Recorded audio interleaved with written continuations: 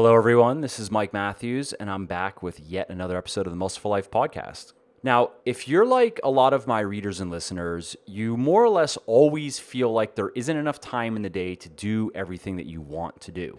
You might even feel like your life is totally out of balance and you kind of just walk around in more or less a constant state of anxiety about what you're doing, not doing, should be doing, shouldn't be doing, and so forth. Well, I'll say that I personally know how that goes, what with writing a new book, running several businesses, raising a family, and so forth. And while there are deeper discussions that can be had about purposes and priorities and perspectives, I think a great place to start in on the problem is just time management. In short, what I've found is if you just make a few simple changes to how you spend your time every day, you might be shocked at how much more you can get done and how much more effortless and enjoyable everything can be. As you'll see in this interview, this is really just low-hanging, commonsensical stuff that, for whatever reason, very few people actually do. And to break it all down for us, I've recruited personal trainer, attorney, and time management coach Donata White to explain how we can get far more out of the 24 hours that we get every day than we're used to or even thought possible. In this interview, Donata outlines a simple productivity strategy that starts with asking yourself a few questions and learning to prioritize your time, and then moves into implementing a few basic but powerful productivity strategies like time blocking, eliminating distractions, and more. We also talk a bit about how these things apply to health and fitness in particular, namely meal planning and building a sustainable exercise routine. So, if you could use more productivity and less stress in your life, then I think you're going to find this interview helpful. And here it is. Hey, Donata, thanks for coming on my show. I appreciate you taking the time. And thanks so much for having me. Mike, I've got to tell you, you and your books helped me and my husband get in shape for our wedding. So we want to thank you for that, 3 years later. That's awesome. So it's an honor to be here. That's fun. Because that's like a recurring thing. I get a lot of emails from people like at least once a month, something like that. Like, hey, check it out. Or it's either check it out, we got in great shape for our wedding, or it's starting the process. It's like, hey, Right. I'm going to get married in 6 months and want to be in great shape and so forth. So that's fun to see. So little do you know, you're part of the big wedding industry as well. There's probably opportunity there. That's probably a niche that could be specifically Write that one down. targeted. $1 million idea. All right, so we're here to talk about time management, which I'm excited to have you on to talk about, because it's something, again, I've probably touched on it here and there in things that I've written or spoken about, but haven't really kind of dove into it, which that's why when we were emailing, I was like, oh yeah, I definitely want to do this, because now that I think about it, it's something I do get asked about fairly frequently, especially me personally, actually, where people are like, so how do you manage your time? And I feel like my advice isn't even that great, because I honestly, I joke that I'm not a great role model maybe if I sat down and really kind of reverse engineered psychologically, what do I do to do what I do? Because for me, and again, so like my advice has been like, oh, well, I don't know. I sleep about 6 or 6.5 hours. That's all I wake up now. Like I don't need more sleep than that. And I just get up and I go to the gym and then I work for about 12 hours. And then, I'm very structured in my work, and I spend a little time with my family. I read and I go to sleep and I do it again, and that's pretty much it. It's not very helpful, is my point.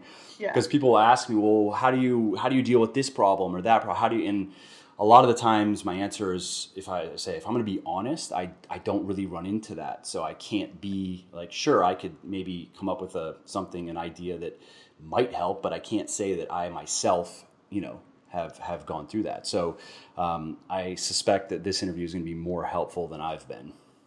Well, just listening to you talk about some of what you've been doing, you're doing a lot of the things that we'll talk about today, but I Sure. suspect you're doing it kind of subconsciously. You don't really know how to put it into words for someone else. So hopefully our conversation today will kind of help some people out with that. Yeah, exactly. And that's the thing. I haven't read much. It's not an area that I've read much on or really spent much time even thinking about, because again, looking at it now, I mean, not just looking at your outline, but of course I come across things mainly in reading about business and entrepreneurship. There's a little bit of that kind of sprinkled in depending on what you're reading, where then I'm like, well, yeah, I guess I'm kind of doing a lot of those things, and it's what just kind of, it seems like common sense to me. That's just the way to go about it, right? But, Right. you know, it's not always, common sense is not always common. That's unfortunately true.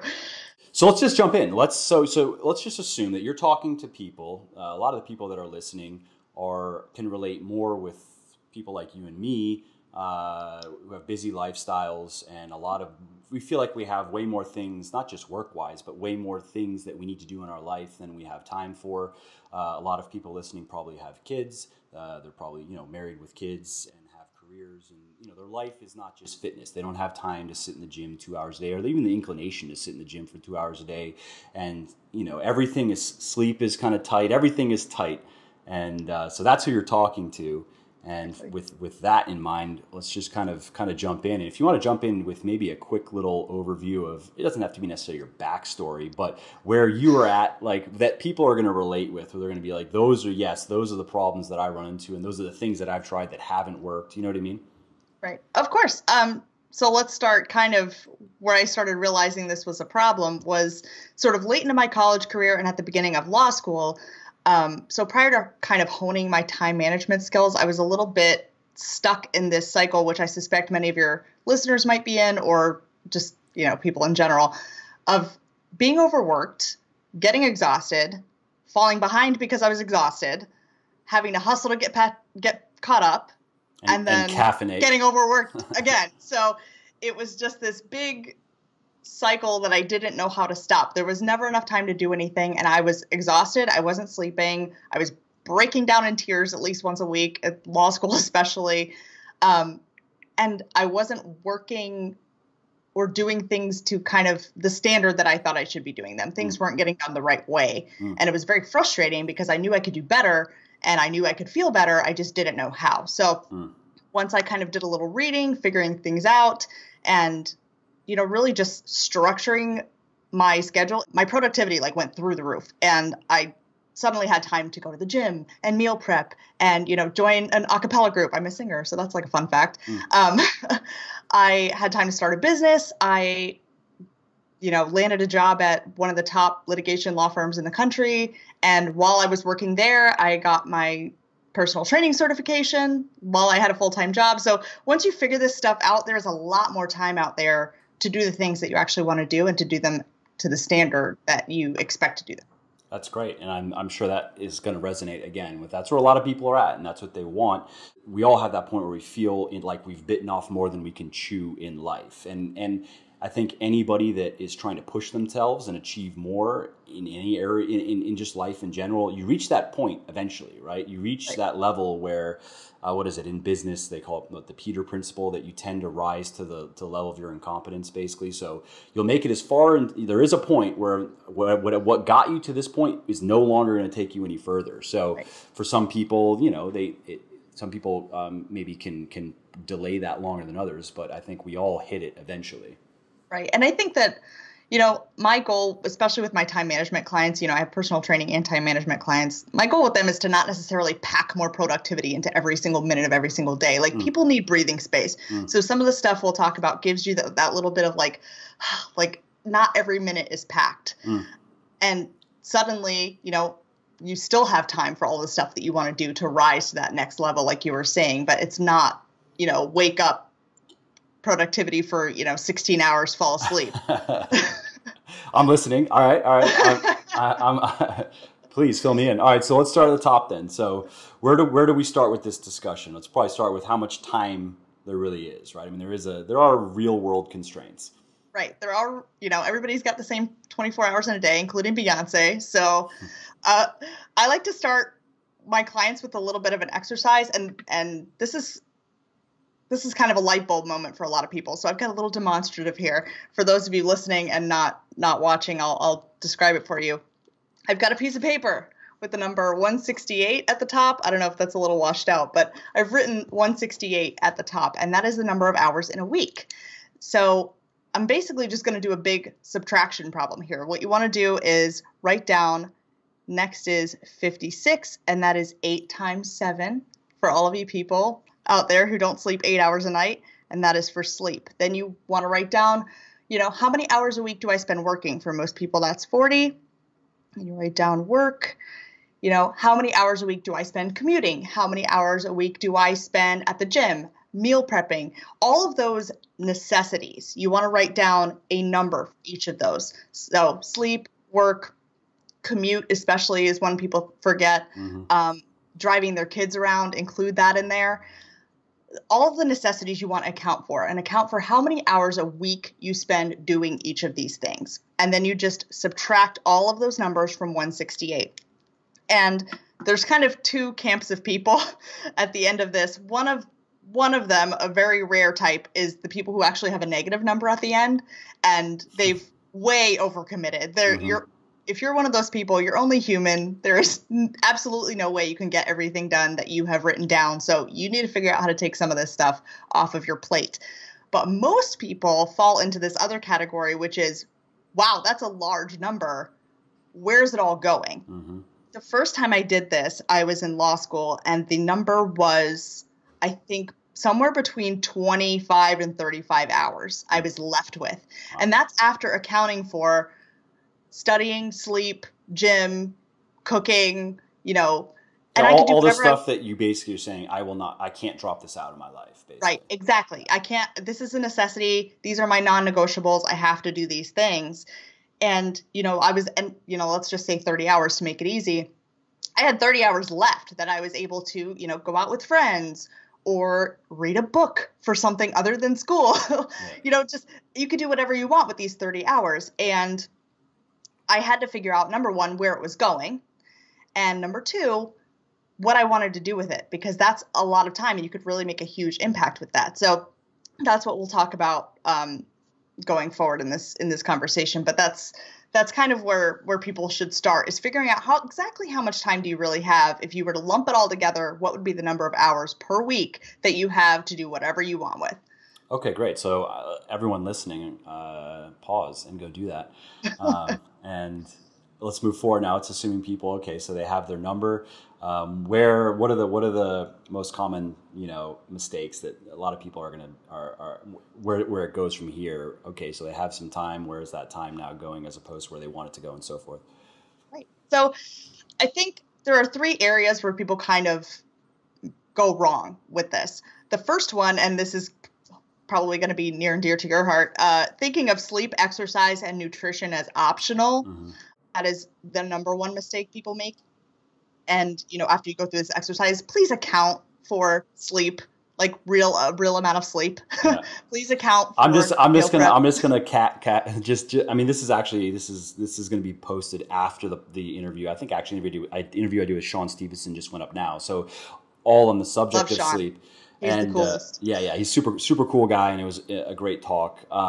He coaches, amongst many things he does, he works with people to get their sleep down. He mentions it in the podcast with, I guess, he mentions executives and the type of people that care enough to pay someone to say, hey, I don't want to have to sleep 8 hours a night. I'm going to pay you money, and you tell me how I can only have to be in bed for 6.5 hours a night, but not be sleep deprived. Right. And he breaks it down for people listening. If you happen to not have heard, the Sean Stevenson interview by the time you're listening to this, I'd recommend you go check it out, because he kind of breaks it down and shows that if you have, let's say, 9 out of 10 or 10 out of 10 sleep efficiency or sleep quality, you shouldn't need to physiologically speaking, unless there's something else going on or whatever, you shouldn't need to really be sleeping more than maybe 6.5 hours, because that gives your body the 3 to 4 full sleep cycles that it needs, including the deep sleep and blah, blah, blah. I guess in talking with him, and he kind of walks through really the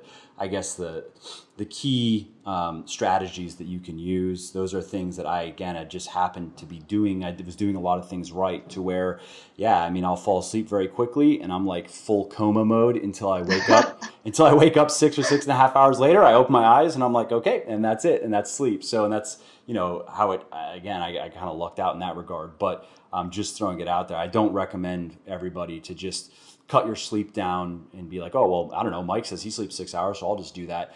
You can, but you have to there's a strategy, and you have to make sure that I even use sleep trackers to see how much deep sleep am I getting, to make sure that I'm not just deluding myself. But anyways, I just wanted to throw that out there as a caveat. Yeah, and you bring up a good point. You may not need 8 full hours of sleep, especially if you're doing all of the right things. In fact, I think Sean, I've read a lot of his stuff and listened to his podcast all the time. He mentions that sleep cycles are around 90 minutes long. So technically you should need 7.5 hours of sleep if you're like going full sleep cycles, but be conservative with your numbers when you're doing the exercise we just talked about, just so, if you're surprised with extra time, that's exciting. But if I think you're right. I think you're actually right. 4 to 5 is what he was saying. 4 to 5 sleep cycles. But right. So I think if you're a little more conservative with your numbers and how long things take you, you'll be surprised with extra time versus, still in the same situation as you are now, like kind of trying to cram things in where they don't fit. Would you also, and this is something, again, just kind of top of the mind for me, when people are estimating, err on the side of overestimating. It's something I've learned in business. When you're trying to estimate budgets and timelines and schedules, always overestimate. Always just like do your best to drill something down, and then just add 20% on top of it, just cause. Right, I do that all the time, especially with some of the time management stuff. I leave myself a little bit of a buffer. Yeah. But we'll talk about buffers in a second. Good. But I would agree with that totally. Just whenever you're doing something money-wise, time-wise, just a big project you're working on, just give yourself a little bit of a buffer there. It's probably going to serve you well. Yeah, I agree. So, okay, so sorry I pulled you off track, but you're fine. We're talking where do people generally go wrong here?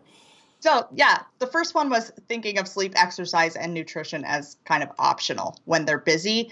I think that's a huge mistake. It drives performance down, and we'll talk about that in a little more detail in a second. The second huge mistake is putting their daily tasks in the wrong order, and creating too many transitions in their schedule. That's the third one. So doing things in the wrong order, and then also creating too many transitions in their schedule. So those are my 3 biggest mistakes that I see people making over and over and over again.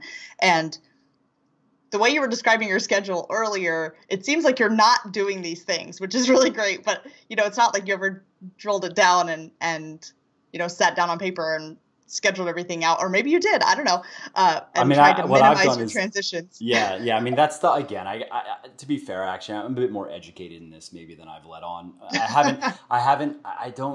Let's see, I've read Getting Things Done. I've read maybe a few books related to productivity, and time management, but it's not something I've really I wouldn't say I'm very well read in it, but I've picked up things more reading other stuff like time blocking and, transition stuff. I know about that. So and I do actually, what I have for a schedule, I don't know, kind of curious how you've gone about it. So I've tried different things. I've tried to be very specific in terms of time. I'm going to spend from this time to this time, I'm going to be working on writing this, doing that, or whatever. And I found that just didn't play out. It wasn't flexible enough for reality, especially running a business and having people and things come up. So what I now have that seems to work best for me is I have a kind of a morning, afternoon, evening slot and I have here are the key things that I need to get done, and here's the order in which I want to do them. And sometimes I do get pulled off. There are like, oh shit, something is, there's no I don't have an option. Life happens. Or even stuff like this where I have like, okay, so I'll be recording a podcast. Either sometimes it's Wednesday, sometimes it's Thursday. So right now I would normally be doing something that's going to be moved to tomorrow's afternoon slot. But I found that more modular approach works best for me. And then I don't have to be looking at the clock and looking at my schedule. And from 9 to 10:30, I'm doing this. And you know what I mean? Yeah. I use my calendar for that, for appointments.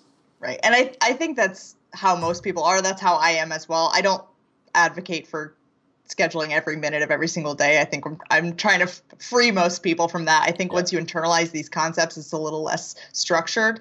I think you're right, on the right track there. But we can talk a little bit about the time blocking and the transitions if that's what you want to hit next. Yeah, I mean, why don't you just explain what you mean by those things? So sure. In terms of order and then transitions.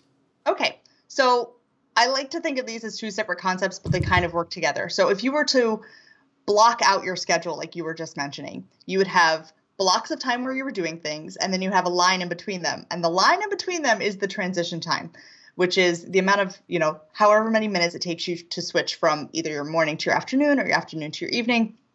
And the blocks themselves are the time blocks. So I like to group tasks generally together by location or by type. So the way you would do that is for a time block where you're running errands, for example, you would do all of your errands on one side of town, like the west side of town first, and then you would commute, however you commute, to the east side of town and do all of your errands on that side. You wouldn't go back and forth, back and forth, back and forth. And that's, I think, the easiest illustration for people to kind of get.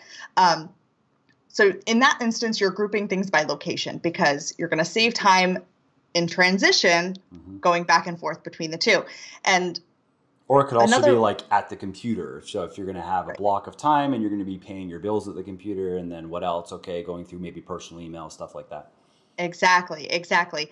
And that's a little more of an in-between example, which I actually really like that example. I'm going to use that one. So that's kind of grouping activities by type. So the one I like to use for this is if you're cleaning your house. It's really inefficient to do what a lot of people do, which is like, oh, I'll wipe down the mirrors today, and then like maybe I'll get to the shower tomorrow, maybe I'll vacuum the next day. If you're going to be doing a cleaning activity, it's really great to kind of condense all of it into one time block, which, you've got to find the hour or two time block to clean everything. But once you do, you'll spend less time cleaning overall throughout the week because you won't have to drag everything out and put it back, and then drag everything out again and put it back. So that is grouping grouping tasks by type or whatever resources they require of you. The example you just gave, you're required to sit at your computer and type things and be at your desk. So that's nice to get all of your computer-based activities done at the same time. Cleaning's the same way. You pull out all of your cleaning supplies and just do everything at once, and then you put it all back. You don't have to keep dragging it out. There's probably also something to be said for, and this is, one of the many benefits of doing things right, which you can kind of just sprinkle in as we go through these strategies. But you get a sense of accomplishment as well. You're going to get less out of what you were saying. Oh, I'll clean the mirror today and I'll clean that tomorrow, as opposed to because then basically your shit's always dirty. You know what I mean? If that's how you go about it. So you're going to spend time cleaning. The amount of time that you spend is more or less the same, but you don't really get the satisfaction of everything looks nice, everything is clean. And then, it gets dirty to where, again, it's kind of like the same, the same level of dissatisfaction, but then you can just fix it all and be truly satisfied, at least for a period of time, as opposed to always being kind of dissatisfied because only 1/5 of anything is clean at any given point. Exactly. And I would actually argue that it does take you longer to do it the other way. You said time's more or less the same. I'd actually argue it does take you longer. Yeah, that's true. That's what you were saying. Get your stuff out and bring it back. And and, maybe you get interrupted during, when you're cleaning mirrors and you have to stop and then start again, versus when you're cleaning, you can kind of tell everybody, hey, I'm cleaning now. This is what I'm doing. You don't bother me. It's kind of easy to section off a task that way. And like you said, the satisfaction, and there's a lot to be said for momentum as well. You kind of get in a groove when you group things by type. Another way a lot of business owners like to do this, and I know you mentioned Sean earlier, he mentioned that he does this as well. He has like a research day for his business. He has a writing day. At work at the law firm, I like to, if I'm going to write a brief or a motion or something, I do it all at once. I kind of try to find a few hours where I can just sit there and bang it out because you get into a groove and can kind of, take advantage of the momentum to get it done more quickly, versus if I stopped writing, I would have to come back, kind of read it again to figure out where I was, get my brain back into that space, and then start writing again. And then maybe, I get a phone call or something, I'm interrupted, I have to stop, and then I have to figure out where I was. It takes a lot longer when you don't do it all at once in one big time block. Yeah, no, that's a good point. Actually, it's something again that I do myself, where basically if I'm going to sit down and write, it's either something. Maybe it's only going to take me 30 minutes or less, or if it's an email or something. But if it's a longer, like I'm working on a new book, so I will want to put at least 2 to 3 hours of focused time into it before moving on to something else. just because, I mean, I've written a lot at this point and I feel like I get in the groove pretty quickly, but still for the point of momentum and really, and feeling like I've made progress, it would be a lot less productive if I were to say, okay, I'm going to work on this for 20 minutes and then do something else. And I'll come back to it later in 20 minutes and then try to break that out 2 hours up into 20-minute chunks would absolutely be worse. Right. And I also think that you lose, especially with writing, and this is true for a lot of other activities as well, but I think you lose the ability to kind of see the bigger picture when you chunk it up into little pieces like that. For writing especially, I found that if I don't do it in one big chunk, I kind of lose the overall structure of the piece that I'm working on. So So this you can tie this into something everybody. This is probably something that they've all either figured out for themselves or have thought about doing, which is meal planning and meal prepping versus just cooking every day. Oh my goodness, this is a huge one. And I always want to shake the people that say that they don't have time to meal prep. I'm like, you don't have time not to. Yeah. You have to meal prep. Unless unless every meal gets delivered to your mouth, you're doing it anyway. Right, exactly. And I can even go into more detail about this because I've done classes in my private Facebook group about like specifically how to make meal prep the most efficient. If you meal prep, you can get, I would say, a week's worth of meals. For me and my husband takes me about an hour and a half. And, admittedly, we don't eat the most like gourmet food. We eat a lot of the same things over and over again, which I'm sure you're used to, chicken, broccoli, rice, all that kind of, I mean, I kind of just joke around the office because I'm like, eating like an adult. Like you're not a child anymore. You eat mainly protein and fruit and vegetables and whole grains, and it's not a prepackaged shit, and it's not, it's not, 15 sauces on one meal or whatever. It's like, I shake some seasoning on my chicken and I'm good to go. Yeah. But, a little bit of barbecue sauce, that's good. Right, yeah. I take an hour and a half over the week, and me and my husband both have all of our meals, and that's including breakfast. I'll make oatmeal the day of, fine. But that takes a minute and a half in the microwave. Yep. But you can get it down to where you're cooking much less time on one day than you would throughout the whole week, because you would be cooking for two people probably at least 20 minutes every day if you were to split it all up. At least, if you also factor in cleaning up, it's probably more. Oh, yeah.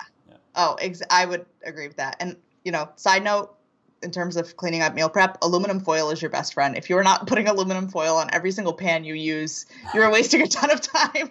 I like that. Environmentalists out there are going to hate me, but, Something's got to give. Straight up. But any other quick tips you want to share? That honestly would probably be a good just episode unto itself, because there is a bit of an art to good meal prep. But that's a clever little tip. I actually haven't heard that before. I was like, that's good. I like that. I mean, I've heard, of course, baking stuff in aluminum foil, and that's like I think a lot of people do that, but. Right. But especially if you're switching pans, or if you're using the same pan for multiple things, it's easy to like clean it up and put another layer on, so you're not washing it in between. But I can actually give your audience the kind of the short version of the quick meal prep if you think that'll be helpful. Yeah, let's do it. All right, so there are 3 kind of rounds of things you want to start. So I always like to start with like the long cooking items. These are things like stuff that goes in a crock pot, sweet potatoes, which take forever, large cuts of meat. You want to get that stuff started first because it's going to take the longest, and you could kind of just set it and forget it, right? You just put it in and you leave it there, and you could go do other stuff until it's done. So that's not the first thing you want to start. The second thing you want to start is kind of the in-between, maybe takes 20 minutes kind of items. Roasted veggies, maybe smaller cuts of meat that you're like going to throw on the grill and maybe have to flip over once. The kind of medium set it, but like keep an eye on it kind of items. And then the third thing you start are the more intensive recipes or things you have to keep an eye on while they're actually physically cooking. Sauces. Sauces. If you're going to like saute some vegetables on the stove and you don't want to light your house on fire, probably a good thing to keep an eye on. And if you do it in that order, long cooking, kind of middle of the road, 20 minutes, and then things I need to keep my eye on. If you start them in that order, you'll end up with kind of everything done at the same time, and there'll be no waiting. You're not just sitting around in the kitchen tapping your foot and like looking at your watch waiting for things to be done, because you've started them in kind of rounds, and then everything's all done at once, and you can just package it and clean it up. I like it. So that's how I kind of got it down to an hour and a half. That's great. That's good. the next thing that we were going to talk about before I went off on my tangent about meal prep was transition time. And Yep. that's the time in between the time blocks. So I think where a lot of people go wrong with this is you can lose up to hours a day if you don't do this right. If you have longer time blocks and fewer transitions, you'll lose less time. But where a lot of people go wrong is they have shorter time blocks and more frequent transitions, and they lose 10 or 15 minutes each time. Yep. Which is a killer, because if you have You want to six give a few examples of what a mistake that a lot of people listening probably have made or are making. Oh, the biggest one I see is when they are finished getting ready in the morning to when they actually pull out of the driveway or when they actually leave for work or wherever they're going. Maybe you haven't experienced this, but a lot of people tell me they've had this moment where they're ready for work and they're ready to put their coat on and shoes and get their stuff, and they pull out of the driveway and all of a sudden it's 12 minutes later. Where did that 12 minutes go? I was ready. Time warp. Exactly. So I think what helps with this is making your time blocks longer and making your transition times shorter and less frequent. So routines help a lot with this. Maybe with your soon-to-be 2 children, you've gotten a lot of routines down. Yeah. To where getting them to bed is kind of a process. So I hear. I don't have any children of my own, but if you get a routine going, you kind of know how long that's going to take, and you could say, oh, I've got to start the routine now so they could be in bed by 8 p.m. or whenever it is kids go to bed. I don't know when your son goes to bed. Yeah. He's funny in that he's easy in many regards, and that's one where he actually kind of puts himself to bed. He just kind of gets. You lucked out. Yeah. I mean, we had to pay on the front end though, because he didn't sleep well as a baby, and because he had a bit of is it colic? So his stomach would be upset, and he just didn't. I don't know. He wouldn't fall asleep easily. He just didn't sleep long as a baby. But now. Okay, so we had to get through that. But now, yeah, he's very easy to put to bed. If he doesn't put himself to bed, it's kind of just me saying, okay, Lennox, let's go to bed. And he's like, okay. And then I just take him to his bed. And then I'll lay with him just because I like it. But he doesn't care. I can just put him in the bed and he's like, all right, good night. And that's it. So. Can you shut off the light, Dad? I'm trying to sleep. Yeah. Well, that's lucky. I'm sure a lot of parents out there envy you. No, I know that's not normal. Normally it is very much okay, we got to have the bath, then we got to have the book reading, and then we got to have the whole routine. Right. And if you know how long the routine takes, it's a little bit easier to gauge how long it'll take to get from real life to bedtime. Yeah. And the same thing with adults. If we want to talk about adults, since I'm sure there are not many children listening to the podcast. If you know how long it takes you to kind of gather your stuff, including the meals that you prepped for yourself, put your shoes on, get your coat on, make sure you didn't forget your cell phone, lock the door, go out to the car. If you know how long that's going to take, you don't 12 minutes. And it's probably not even 12 minutes. It's probably around, 5. Yeah. If you have kind of a process for it that you kind of know what's going to happen in what order. Right. Almost like a checklist in your head, basically. Right. Exactly. My mom, maybe a lot of people out there had the same thing, or they do this. My mom always would be like, crap, I forgot to lock the door. Of course she didn't, but it was, part of her routine that she would just do kind of without thinking. Absolutely, and yeah. Sometimes I'll do it with even locking my car. I'll hit the lock button and then I'll be walking away and I'm like, I don't remember. Did I actually hit it? It's just unconscious. So sometimes you have to pay a little bit more attention, but these routines become so ingrained that you can kind of do them without thinking and, maybe forget if you lock the door or not. But that gets the transition time very, very short. And if you have routines for the times that you experience most frequently, I think that helps a lot. And also, again, making the time blocks longer and making the transitions less frequent. So, if you have to go out and run errands and also pick your kid up from soccer, you kind of want to do that all at the same time. Again, these go hand in hand. You want to make sure the time block of being out of your house is as long as possible. Right. Run your errands, then pick your kid up, or pick your kid up and then take them on errands, or that might make it longer. I don't know. Right. And then drive out once, do everything that you need to do, and then drive back again. Don't, go out, do your errands, come back, go out, pick your kid up, come back, because that's created 2 extra transitions that didn't need to be there. I mean, also something you can apply this even with the gym, where some people, they'll go in the morning to lift weights and then they'll drive back later to do cardio. Yeah, I mean, I understand from a purely from a muscle and strength gain perspective, that may be a little bit better, but from a time management perspective, it's absolutely not better. Right. It's And lift and then do your cardio and then leave and don't come back to the gym. Or and or do what I do, have an upright bike in your basement and go do that. that's another option. I tell my clients the same thing. What if I have to lift and, I always get the question, what if I have to lift and do cardio on the same day? I'm like, just do your cardio after. Like, you're not competing. You're a real person. You only have an hour. Yeah. It's not a huge deal. And that's why I like your stuff so much. Like, you're realistic about this. It's not like spend, an hour and 15 minutes lifting weights and then go back to the gym later for your 45 minutes of cardio. It's not realistic for a lot of people. Yeah. And I think, like you said, that it creates transitions where there shouldn't be any. Just go to the gym once, come back. Mm-hmm. Or, if you're like me, we have one in the apartment building, which is really nice. Mm-hmm. But that's another way you can cut your transitions. This may not be possible for a lot of people, but if your commute is long, maybe that's something you could change. Or if your gym is one that's pretty far away, maybe you can look for one closer. Yeah.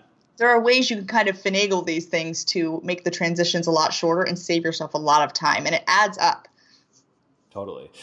So, all right, I want to throw this out to you then. For some people listening, this might sound like a lot of work, a lot of things to stay on top of, and whereas it's more comfortable, so to speak, just to kind of keep doing whatever it is you do and not really kind of go about things with a plan. What are the big benefits of, because it's also a matter of, with everything that people have on their plates, going, okay, I have them, I'm going to allot some mental bandwidth to this even. I'm going to really sit down. I'm going to look where my time is. I'm going to put together a schedule. I'm going to time block my stuff in terms of, whether it be types of activities or types of work. I think that's also something that helps a lot for me. Like, I only do my email really once a day, and I do it in a time block. And otherwise, I sometimes I do have to go to my email to get something for what I'm doing, but I do not just sit and leave email open and go back and forth, all that kind of stuff.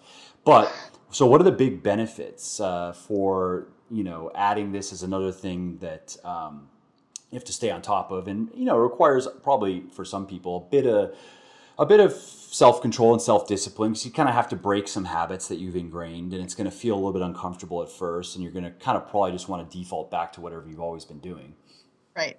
It sounds like, from a lot of what I hear clients tell me, that what they're doing is not really much of anything in terms of like scheduling. It's just like, this is what's on my list today, and whatever order I wrote it down in is kind of how it's going to happen. Mm-hmm. Or because that's kind of the laziest way to go about, you know what I mean? And that's where all humans, we all tend to just default. I think even biologically, you could argue we're kind of like more inclined toward laziness. And so but it plays out in many ways. And that is like, right, the least effort. I would say, to define lazy, we always want to get the most benefit out of the least effort, right? So it's like, that's kind of the least effort way of going about living. At least there is a plan of some, at least there is a list. It's not in some cases, maybe there's nothing. It's really, you just wake up and be like, whatever pops in my head today is I'm going to do today. And, so to go from that to the other way around, where I'm going to put real concerted effort into organizing my shit. You know what I mean? Right. And I think this is kind of a carrot I dangle in front of those people. What is that carrot? See it as you get so much more time back if you just do a little bit on the front end. I think maybe now it takes me 5 minutes to like look at my planner, see when I have appointments, build my other time blocks around those, and then that's it. I don't have to mentally think about what needs to be done next. I'm never surprised by things that come up because I've put a plan in place ahead of time. So it's not like, I'm at work, banging out a motion or a complaint or whatever, and I'm like shocked that there's a meeting in 5 minutes that I haven't prepared for. Like, I never run into those situations anymore, because if you just put a little bit of effort in on the front end, you get that time and that mental space back. It's a lot less stressful, and that helps you perform better on whatever it is that you're doing. So, it does seem like a lot of information to absorb at first, and maybe a lot of change as well Exactly. And a lot of new techniques to kind of internalize and really get your hands on. But I think if you do it, it's ultimately saves you a lot of headache and a lot of time later on. And you do get that little bit of breathing space. Like toward the end of the day, there's nothing better than just being able to sit on the couch and watch a bunch of like stupid YouTube videos, because there really is truly nothing to be done. I've done it all. Yeah. And that's like the most satisfying feeling when you're just like, Yeah. it's over. Yeah, I mean, there's something to be said specifically for that. I can speak to that personally, where you can do something that's not necessarily directly related to productivity.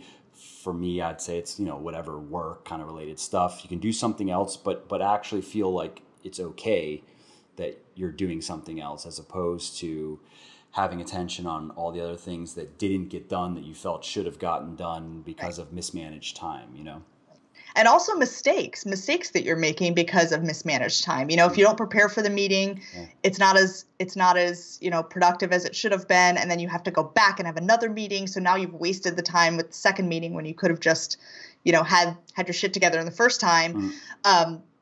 So you're doing a lot less correction if you just put the little bit, maybe 5-10 minutes in the morning. We're not talking about a lot of time here. It's, it is a big change, like you said, but it's really not, you're not sitting down for hours and scheduling out your day. Yeah. It's a few minutes in the morning, drink your coffee while you're doing it, have the news on in the background. It's really not a huge deal. If you just put that little bit of time in up front, you'll get it all back and more later in just aggravation and not having to repeat things and not forgetting things. It's totally worth the investment. Just like a monetary investment. You put in a little at first, and then you wait a little bit and you get the return later. Right. That's just how it works, right? You just exactly. And okay, so what about technology? Are there any software services, SaaSes that you like to use for this stuff? Because there are a billion apps and a billion SaaSes out there, and proposed solutions for becoming more productive or managing your time better.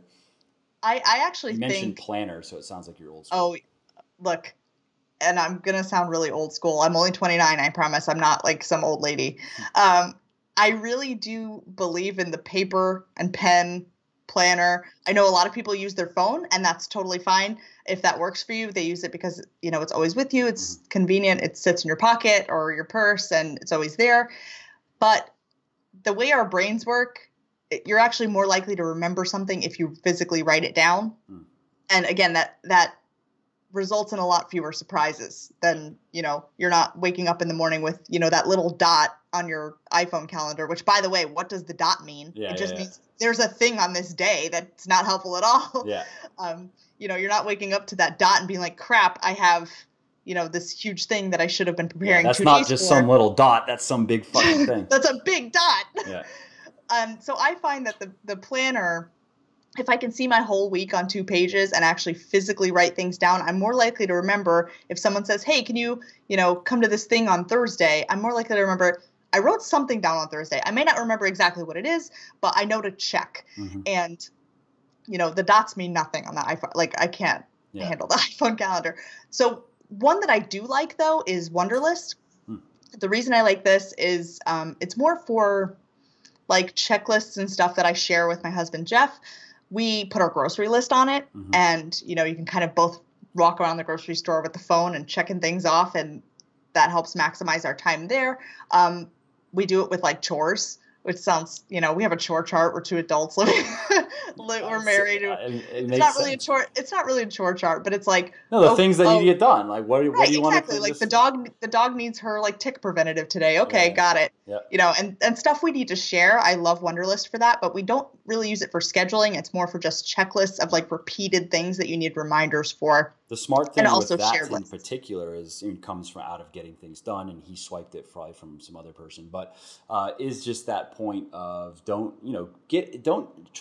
rely on your mind to remember all the random things that you need to do. Get it all out and get it down on paper or down, somewhere digitally, so you can use your mind for thinking about things and having ideas and, processing life, as opposed to trying to constantly remember, oh fuck, when did we give the tick medicine? What did we do it? You know what I mean? But that's that times 150 different things. Right. And that alone can just kind of, if you don't have that in, I'm sure can make you just feel like, semi-psychotic half the time. and people don't think about this, but your brain is a physical, like it uses physical energy. Yeah. Like every time you have to remember something and pull something out of your brain or make a decision or, try to do things off the cuff like that without having a plan or having it on paper Requires or energy. on her phone or whatever, it's energy, and you get worn out, and your threshold for like willpower and, just your threshold of like giving a shit It's true. just gets lowered Yeah. if you run out of energy too quickly. And that's particularly relevant for people who are maybe trying to lose weight or, build muscle or whatever it is. Like they have this big fitness goal that they're after. Your willpower is like very precious because there will be pizza, there will be donuts, there will be, a great marathon of like Harry Potter movies on TV that you want to sit and watch instead of going to the gym. I don't know, whatever your thing is, it's going to be there. And as much of that as you can conserve and save for your efforts toward the goal that you're trying to achieve, the better. I think that, if you just take all this stuff out and let your planner kind of tell you what your day looks like instead of you trying to figure it out because you've done all the work ahead of time. Trust yourself. You've written it down. It's there. Yeah, you thought about it then and you said, yes, that makes sense. And that, once it passes that litmus test, then it goes into the planner. Then it's done. You don't have to think about it again. All you have to do is remember the routine is very simple. Check your planner when you get your coffee. Right. So it's just like a simple trigger. Exactly. And I kind of leave my planner open next to me on my desk at work or, at home, just so I can jot things down quickly. A lot of them have notes sections. Your phone has a memo section. So it's easy to just, jot down a phone number. It's all in one place. It's not like I have post-its with phone numbers and post-its with reminders over here. And, I wrote a note in my phone and then I texted this to some person to remind me later. It's all in one spot. And all of that remembering and scheduling, it's out of my brain and it's in, mine is a physical planner, but it could be in your phone and the effort is taken out of it. You can kind of just look and it's taken care of, which is really, really nice and shouldn't be, underestimated in terms of like just your threshold of, wanting to deal with life. That's a good way of putting it.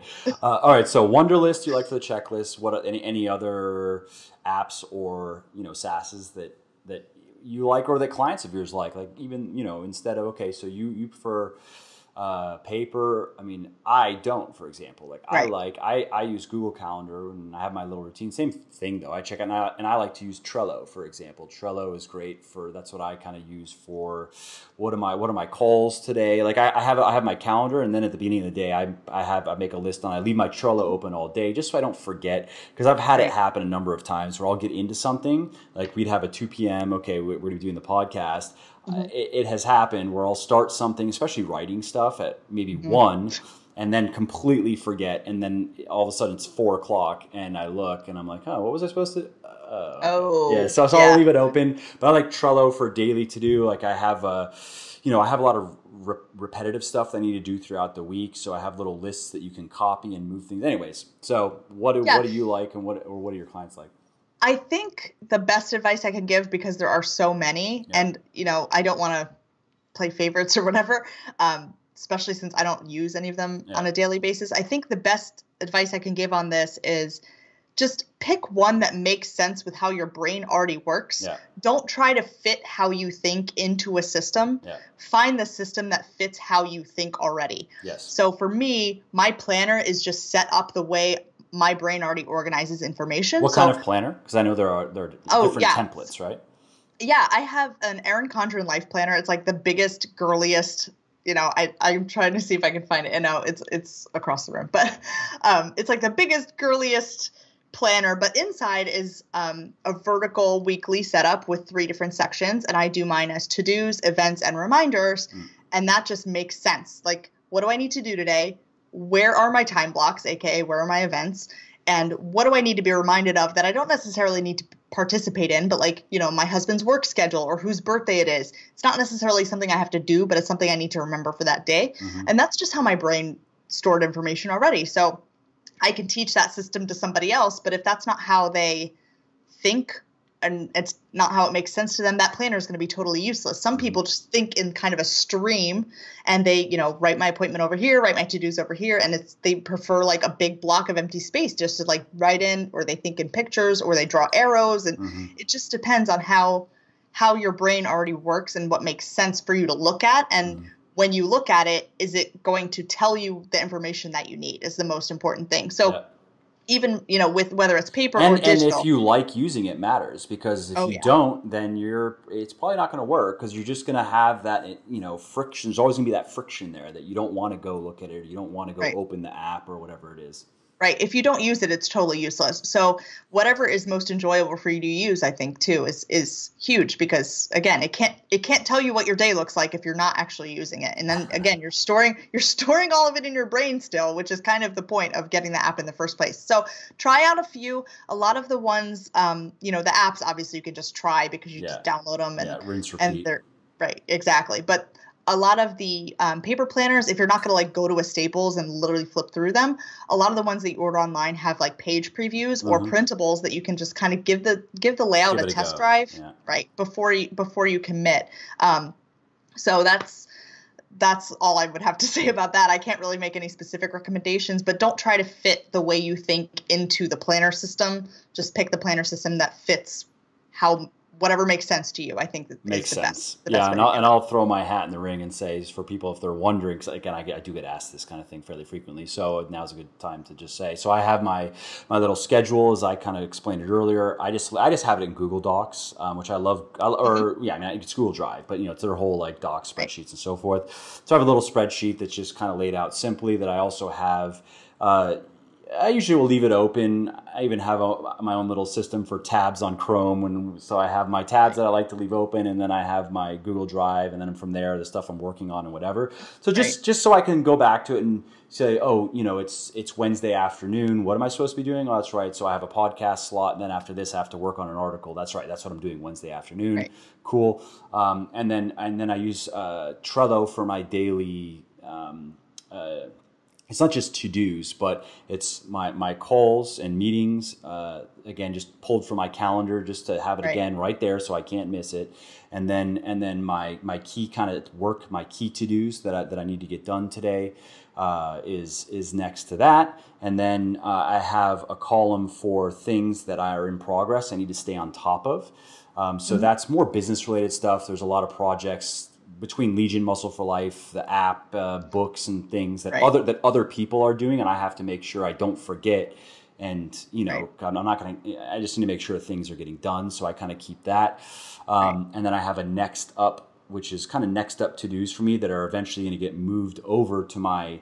I forgot I have a weekly as well, so I kind of like make a list of my weekly, and then What I like about Trello is that you can move little cards around. So I have things, for example, I'm working on this week that I can't get done in one day. So like there's a series of meetings, kind of like quarterly reviews I'm having with everybody. I can't do them all in one day. So that was on my weekly. I can move the card over to my daily and say, cool, I'm going to be working on that today, but it's not done. So I can then move the card back to the weekly until it's done, and then I can finally archive it when it's done. So I like that about Trello. It's left to right, which just kind of works. I don't know. I read a lot, so I think left to right. I don't know. I like the flow of it, left to right. And then it's visual like that. I like that I can move cards around, and I can just quickly scan and see basically like here's my entire week, and then here's really honestly with the next up and on top of it's like this. Here's my next month. Really, these are the things I have to make sure that I get done. So.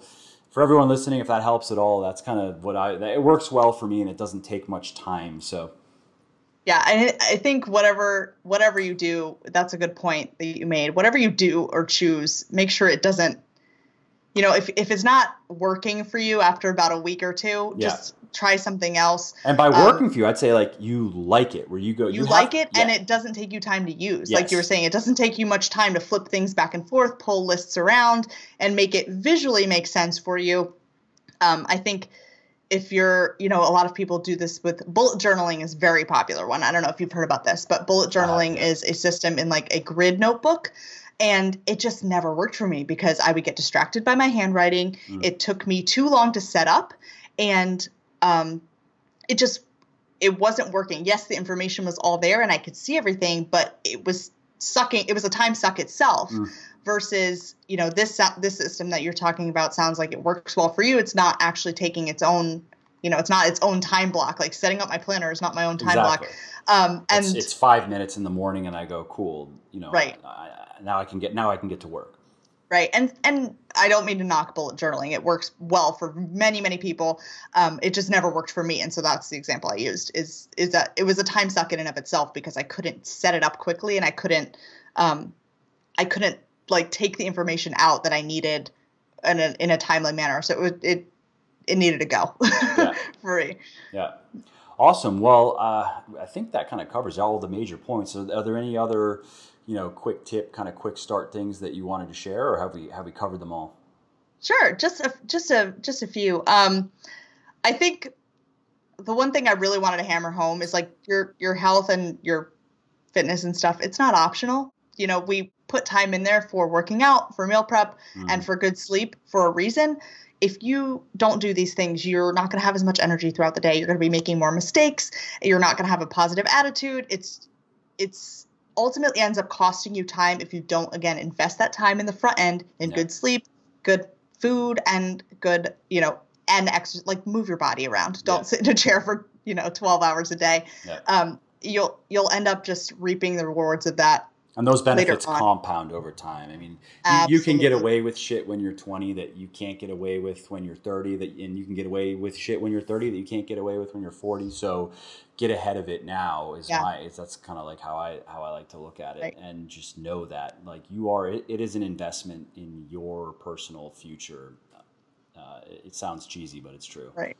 And if you're concerned about the productivity end of it, what I would say is just be more productive. You have energy, your mind is clear, you're not making as many mistakes, which you then have to go back and correct. Yep. So you're not suffering from all of these like, I don't know, mistakes or unfortunate side effects of being worn down and unhealthy and eating crap and not moving. Yep. There's no aches and pains. You're not, cloudy in your mind, and you're not, crabby at all of your coworkers because you feel good. So I don't think that could be underestimated. So that's like when you are kind of putting together your schedule, don't pull from those basics to make more time for stuff that's less important. And work is, and I agree that, things obviously sometimes circumstances demand, oh shit, there's a fire, we have to put this out. But if you're talking, that's just, those are exceptions. If you want to lay down the rules, I would agree that, an extra hour of work a day isn't worth more than an hour of exercise in the long term. It's just not. I would absolutely agree with that. And you're right. There are times, especially when we go to trial, we're litigators at my law firm. And, I stayed up for 2.5 days once. It was not pretty, and by the end of it, my work was suffering. So they like put me to bed. They were like, no, you need to go sleep. There are circumstances under which you have to change the rules a little bit for that particular scenario, but I wouldn't recommend as a rule, just like, oh, I'm busy in life, so I'm not going to work out and I'm going to just get all my food delivered to me. Like, that's not a good idea. Yeah. In terms of stuff that people can do like today and start, up-leveling their productivity right now, turn off all the notifications on your phone. It's, the ringer only. Don't get Instagram notifications, Facebook notifications, text message. My text messages don't even make a noise. Yeah, same. Permanently, my phone is permanently on vibrate, and I get notified texts and calls, and that's it. Right. I only have the ringer on, and sometimes I don't have the ringer on because I'm, somewhere where I can't have the sound on, and I just forget that my phone will be silent for like 3 days, and my husband always makes fun of me that he can't ever reach me like right on time, like when he calls, because my phone is always on silent and I never pick it up. So remember to, keep your ringer on for when your loved ones call you, but I don't get Facebook notifications. I don't get, any social media notifications. You can block them all. Everyone listening, you can go in, some of the people, if they're not like savvy around that, you go into settings and apps and so forth. You can say no notifications, block all, even if the app doesn't have the option. Some apps they don't give you the option to turn notifications off. Facebook does, but some don't. So if that's the case, you can actually manually block them. Right. Exactly. And a couple of more things that go along with this: close your email tab. Don't keep your email just open on your screen, and don't keep a bunch of tabs open in your internet browser. Keep the one or two open that you're working on, and then don't, keep Facebook up or whatever it is, this other shopping site that you were looking at earlier. Don't keep all that stuff up Net-a-porter. and active on your computer. And the reason is, when you get these notifications or you get a new email or you get something, flashing in the tab up in the corner, your brain, the way it works, it's always scanning for danger and always scanning for information. So, if you see a little ding, or, you hear a ding or you see a little flash, you're going to stop the momentum that you have and you're going to look over. Yep. And even if you choose not to respond to it, you've already stopped. Yep. So, and depending on what it is, cut. it can be a little dopamine hit. You know what I mean? Oh, Right. It's a notification on Facebook. Oh, someone likes me. Yeah, Yes. someone commented on my picture, and so it has that. Where now it's a double whammy of where there's a 90% chance you're gonna click that now. You know what I mean? Right. Exactly. Or those shoes went on sale. It's time. So you're gonna stop and you're gonna take care of this other thing that's really not as important as what you're working on. So as the best thing I can say is, if you want to start just being more productive on a regular basis, turn off all of these notifications. Check your email when you're ready to check your email. And for people who communicate at work primarily via email, we do this. I check more frequently. I don't just do the one time a day that you do. I kind of check every maybe 45 minutes. So you kind of use it if you're transitioning or taking a quick little break from something. Right. Yeah. So I actually take breaks in my time blocks, and this is something that could deserve, its own whole episode. But the Pomodoro technique, where you, people are going to Google that. Really, I mean, that's just. Yeah.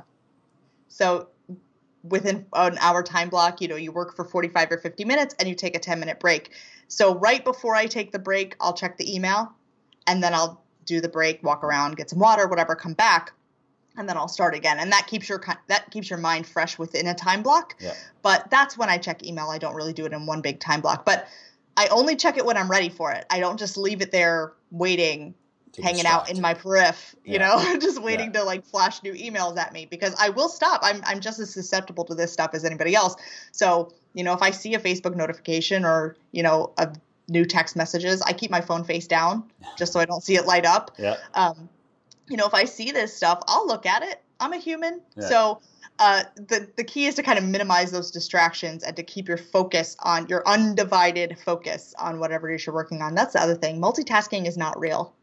It's really not a real thing. If you're trying to multitask, watch TV and work on something, or even listen to a podcast and work. People in the office have tried that, and I've had to tell them, don't bullshit me.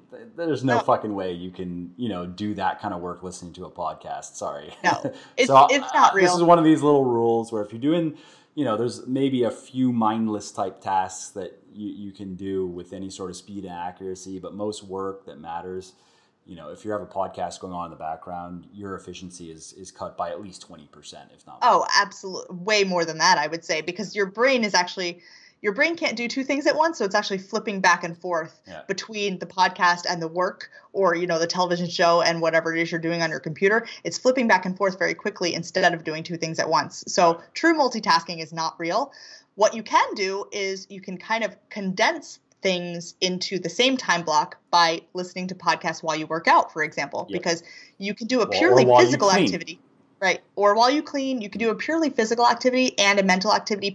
You can pair them together, but that's not true multitasking. That's sort of, using your brain and your body simultaneously, but it's not brain multitasking. So that's, if you really want to condense your time blocks and kind of save a little bit of time, you can do that. Listen to books on tape while you work out, or, have your social time with your friend while you're at the gym or going on a walk or something like that.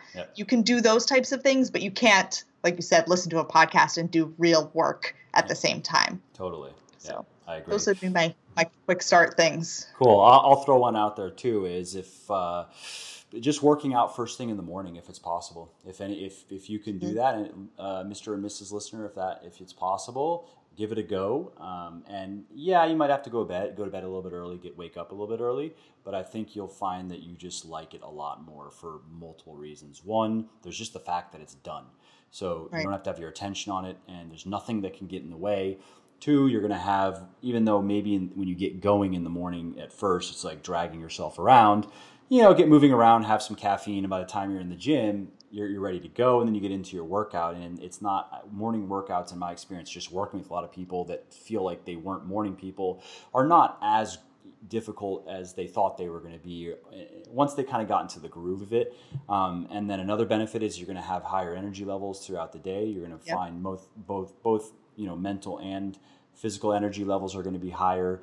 And then also there's speaking about of caffeine, it allows you to actually have caffeine before a workout, which makes for a better workout, no question. Right. Whereas, if you're training at 6 or 7, you can risk it, I guess, but it's going to fuck with your sleep to one degree or another. I've even noticed it, and I know that from just genetic testing that my body processes poisons very quickly. So I work Lucky through. you. Well, yeah, but what's interesting. So like the point of that is like caffeine doesn't hit me. It'll be out of my system a lot sooner than it would be out of somebody else's who has Right. slower metabolizing. It's enzymes really. But it also the byproducts then the amount of caffeine is less in this regard than, let's say, alcohol, right? I don't drink alcohol at all because I don't really care. But if I did, so like what they were telling me is you could drink a lot, and you would not get super drunk. Like you'd be a person that could just drink a lot of alcohol, right? My dad's side of his family, the family's Irish. Maybe that's where I get it from. But they said you probably would get you get bad hangovers though. Because the byproducts. Alcohol is a poison, and then the byproducts are poisonous as well. So essentially, your body would be processing alcohol very quickly, but it would give it an extra hard punch of aftershock, basically. So they're Right. like, you could drink a lot and then have a really bad hangover. That's kind of how it would go. So Congratulations. yeah, exactly. But the point of that is you can have caffeine then before your workouts and have enough caffeine to have it impact your training without having to sacrifice any sleep quality.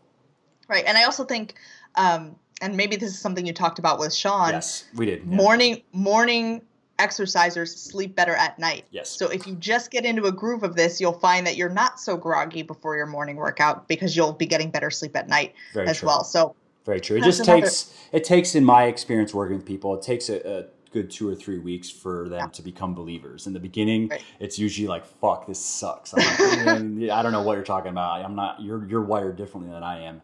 But then after a few weeks, it's usually, where they go, oh yeah, this is way better. No, I totally agree with that. I think that if you can work out in the morning, it's probably a big productivity booster, not just for the workout, but for the rest of the day as well. So that was a good one. Great. Okay, awesome. So let's just wrap up with where people can find you and your work. And if you have anything in particular that you want to promote or that you're working on, now's your chance to let everybody know. Sure. Actually, I'm going to do a nifty thing. I am going to create a page on my website just for your people so that everything is all in one place. Cool. You can find me at donatawhite.com/muscle4life. And there is going to be a welcome video for you guys and every link that you could possibly want. It's all going to be in one place. I'm not going to send you a bunch of different, find me on Instagram, find me on this place. Just donatawhite.com/muscle4life and everything will be there. It's one place to go. It'll be super convenient for everybody. Awesome. I like it. Okay, well, thanks again for taking the time, Donata. I thought this was great. I think people are really going to like it. I'm sure you're going to get a good response, a lot of useful information and stuff that I haven't spoken about already ad nauseum. So thank you again. I appreciate it. And maybe we can get another one scheduled for the art of meal prep. Oh, wow. I would love to do that. Thank you so much for having me and definitely keep me in mind for that meal prep one because that's like my jam. That's my favorite. Awesome. Great. Okay.